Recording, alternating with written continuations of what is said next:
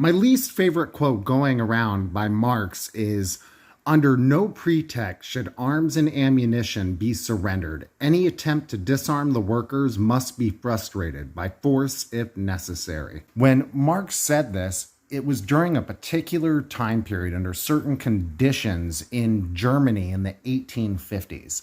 It's much different than under the conditions that we are currently struggling in the United States in 2022 under late stage capitalism. And from the work of Marx that this quote is pulled, Marx says, "In the coming revolutionary struggle, which will put them in a dominant position," them being the liberal bourgeois, the Democratic Party. He's talking about a revolutionary situation.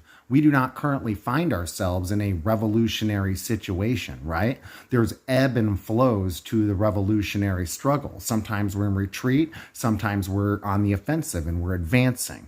Sometimes we're waging an above ground battle, sometimes an underground battle. Sometimes we're waging both an above ground and an underground battle. Marx was talking about workers that were armed and organized. He was talking about workers who were under the command of a democratically elected leadership, a centralized struggle, right? That is not what we find ourselves in, and that is not what we are talking about in the scope of gun control in the United States, where we're talking about an anarchistic market where anybody with a few $100s can purchase combat weapons, right? We're not talking about organized revolutionary workers. We are talking about here the arming of reactionaries, the general population as a whole.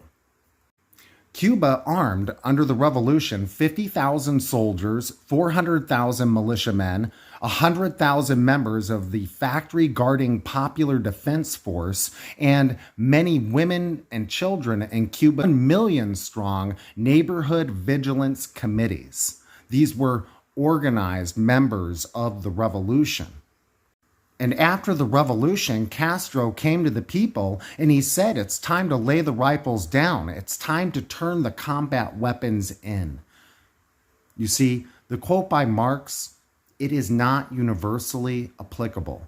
We need to stop as a movement from sharing little snippets from Marx or Lenin or Mao and taking them out of their historical and material context and act as if they are universally applicable. And I'm not saying that we need to mirror the Democrats and their gun control proposals. Of course not. We must have our own revolutionary proposals that are relatable and keep in mind the will of the masses. And we need to stop taking Marx's quote out of context.